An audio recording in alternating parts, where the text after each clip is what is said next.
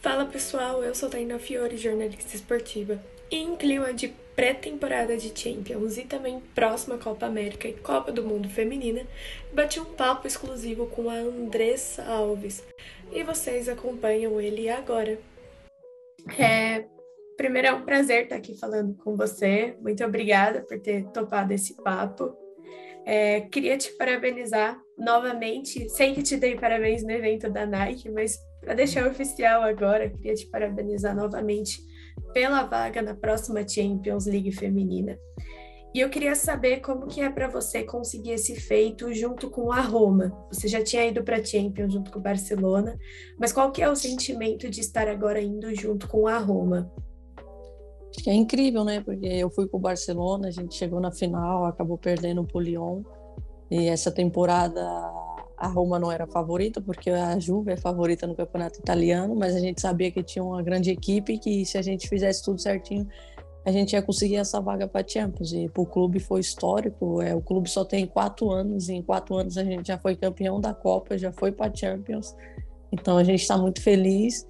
E claro que é bem difícil, vai ter os playoffs primeiro antes de entrar na fase de grupo, então a gente sabe que precisa passar dos playoffs para o sonho continuar aí vivo e poder disputar uma fase de grupo da Champions com a Roma. E como você define essa temporada da Roma? E como é para você jogar no futebol italiano? A gente sabe dessa supremacia aí da Juventus, né, que sempre é a grande favorita, mas o futebol italiano vem crescendo e com ele a gente vê times como a Roma batendo de frente. Então, como é para você? Sim, a temporada foi muito boa para a gente, deu muito trabalho para a Juventus. Elas acabaram sendo campeã praticamente na penúltima rodada. Até lá a gente estava brigando ali pelo título. Perdemos a final da Copa num jogo que eu acredito que a gente merecia ter ganhado, mas futebol é assim, se você não mata o jogo, o adversário precisa de 2 bolas, e elas precisaram de 2 bolas e acabaram vencendo de 2-1. Mas a gente tem uma grande equipe. Eu acho que particularmente foi uma grande temporada para mim. Eu fui eleita a melhor meia do campeonato italiano. Isso é um feito incrível por ser brasileira, porque o jornalista tende sempre a dar os votos para jogadoras da Itália, né? Como se fosse uma votação aqui no Brasil, você tende sempre a votar para jogadoras do Brasil. Então, eu ser eleita a melhor meia do campeonato foi incrível. Fiz uma excelente temporada junto com a Roma, a minha melhor até agora. E fico feliz e espero que essa próxima temporada seja a melhor de todos para que a gente possa voltar a vencer a Copa ou até conseguir ganhar a Liga. Você tem grandes feitos individuais, assim, né? Primeira jogadora brasileira no Barcelona, agora esse feito com a Roma. E é engraçado porque cada vez mais você vai envelhecendo, óbvio, todo mundo envelhece, mas parece que você se torna mais destaque dentro de campo, cada vez mostrando um futebol melhor. Qual que é esse sentimento para você? E você concorda com isso, né? Porque minha visão às vezes não é a mesma. Não, eu concordo, até porque a gente vai ficando mais experiente, né? Coisas que a gente fazia com 22 anos, a gente já não faz mais com 29. Você é mais inteligente, você se posiciona melhor, você prepara o seu corpo melhor. Com 22 anos é tudo farra, você pode ficar um dia inteiro na rua, no outro dia tem jogo, você joga. Com 29 anos, você tem que descansar, tem que se alimentar bem, então você tem que se preparar melhor para poder continuar em alto nível, senão, com certeza, vai chegando a idade, o futebol também vai caindo, você vai perdendo fisicamente, porque cada vez mais é alto nível hoje. Antigamente eu vi um futebol diferente, quem tinha mais técnica, mais habilidade, se destacava muito, e hoje o futebol é totalmente físico, força, e é um detalhe ou outro que o drible ou a sua qualidade vai fazer a diferença. A gente está falando um pouquinho sobre idade e a gente vê jogadoras como a Formiga ainda jogando no São Paulo, Cristiane, Marta, que agora infelizmente se Sim. lesionou, mas também continua aí na ativa. Qual que é seu planejamento aí para o futuro? Olha, eu nem não pensei assim no planejamento do futuro, mas com certeza igual a Formiga não vai ser. A Formiga só tem uma. Mas eu acho que eu consigo jogar na Europa assim, em alto nível ainda, até uns 33 anos, bem assim, dando um gás, ajudando o time. Claro que depois vai diminuindo um pouco, então aí você já não joga tanto, aí você tem que jogar um jogo sim, outro não, aí você tem que ser um pouquinho inteligente. Mas acho que até 33 você consegue jogar em alto nível, jogar Mundial, jogar Olimpíada.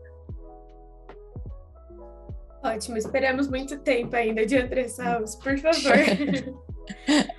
Voltando um pouquinho no assunto sobre a Champions, como você mesma falou, você disputou duas com o Barcelona, chegou na final contra o Lyon, aquela triste final que o Barcelona acabou. Todo mundo esperava muito mais, mas acabou perdendo de 4-1 para um time muito grande do futebol feminino, né? Sim. Mas assim, daquela final da Champions até agora, a próxima que você vai disputar, muita coisa mudou, até mesmo Sim. dentro do Barcelona, né? Eu queria saber o que você acha que foi a coisa mais impactante que aconteceu nessas temporadas. Eu acho que o nível dos times, né?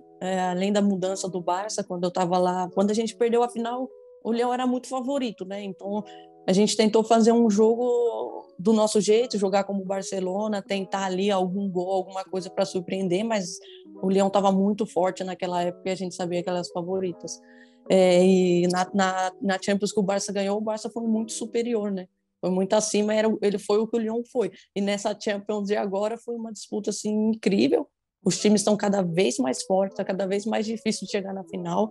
O Lyon mostrando mais uma vez porque é o Lyon, é muito didático, é muito prático, precisa de 3 bolas para fazer o gol, independente se o Barça estava numa fase melhor que elas. Então, acredito que a próxima Champions vai ser mais difícil, porque os times estão se reforçando e estão vendo que a Champions dá um retorno muito grande para o clube de visibilidade, de investimento, né? Então, um Chelsea, um Arsenal, todo mundo quer investir bem para você fazer uma boa campanha para o próximo ano, fazer uma melhor e assim consecutivamente. A gente vê que os clubes estão criando um maior investimento, como o Chelsea, que tem um grande tempo aí no futebol feminino, né? Mas, como você falou, é muito difícil bater de frente contra o Lyon, por exemplo, que é o maior campeão, tem todos os seus méritos, contra o próprio Barcelona, que vem numa fase muito boa. Eu queria saber se você acha que isso de alguma maneira atrapalha a evolução do futebol feminino. Eu acredito que não atrapalha. Eu acredito que a gente tem noção do clube que investe mais, ele vai ter as melhores jogadoras. Você vai para o Barça, hoje o Barça tem as melhores jogadoras, o Lyon tem as melhores jogadoras, o PSG tem as melhores jogadoras. Então você sabe que é os clubes que já estão investindo há anos, mas eu acredito que não atrapalha, porque dentro de campo, por mais que o Barcelona seja o Barcelona, claro que você jogar ida e volta com o Barcelona é muito difícil, mas se você chegar numa final e tem um jogo só, seu time pode ser inferior, mas talvez você vença.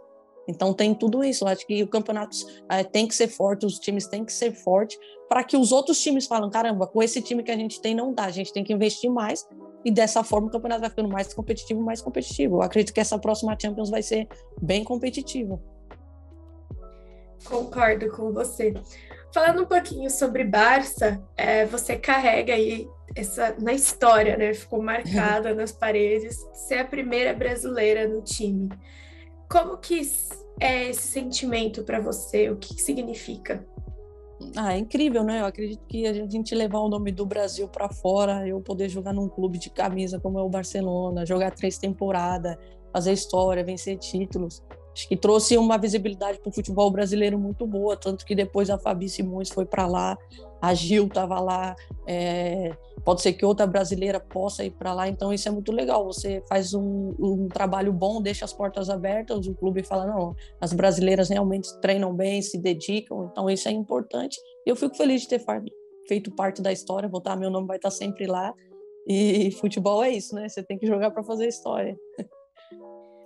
Muito se comenta na mídia aqui no Brasil sobre jogadoras brasileiras terem medo de jogar na Europa. E eu queria saber a sua opinião sobre isso. Eu acredito que seja verdade, porque aqui no Brasil, querendo ou não, se você um pouco já está na seleção, um pouco, você já é acima da média. Então, quando você vai para a Europa, tem outras jogadoras acima da média, é uma outra cultura. Não significa que você vai sair, por exemplo, de um Corinthians e vai para um time na Europa, você vai ser titular. Você vai ter que suar bastante. E às vezes a jogadora não está preparada para sair de um time que ela é titular e ir para fora e ficar 3 meses sem jogar, 4 meses. Então isso é difícil. Então acho que esse é um dos maiores medos das meninas, que elas querem sair daqui e querem ir para lá e já chegar jogando. E a dificuldade, às vezes, com a língua, com o time. Mas, cara, todas as pessoas que perguntam a mim, eu falo, você tem que se arriscar, porque jogar na Europa é totalmente diferente do que jogar no Brasil. Eu falo porque eu já estou 7 anos lá e eu voltaria para o Brasil a jogar pela minha família, assim, no momento. Porque eu sinto falta, sim, mas pelo futebol eu continuaria jogando na Europa, porque os clubes são um apoio fantástico, estrutura, jogar contra outras jogadoras da Noruega, da Espanha. É diferente, não adianta, é diferente. Então eu falo para as meninas, cara, se arrisca, nem que você fale, caramba, que experiência ruim, mas você teve uma experiência, é pior do que você ficar aqui no comodismo e não ter experiência nenhuma. Uma das coisas que fez eu sair do Barcelona era estar no comodismo. Lá no Barcelona eu estava cômoda. Eu falei, não, vou para outro campeonato, vou me arriscar, vou para Roma. E me arrisquei e deu certo. A gente fala muito sobre o crescimento do futebol brasileiro, né? De as jogadoras aqui e agora terem mais jogos, mais campeonatos, mas a gente também tem que olhar muito para fora, né? O campeonato italiano vem numa crescente muito boa, o português vem numa crescente muito boa. Como depois da Copa do Mundo, a gente teve esse boom. E aí agora a gente está se aproximando de uma outra Copa. Eu queria saber o que você espera de melhoria para esse próximo ano, nesses campeonatos.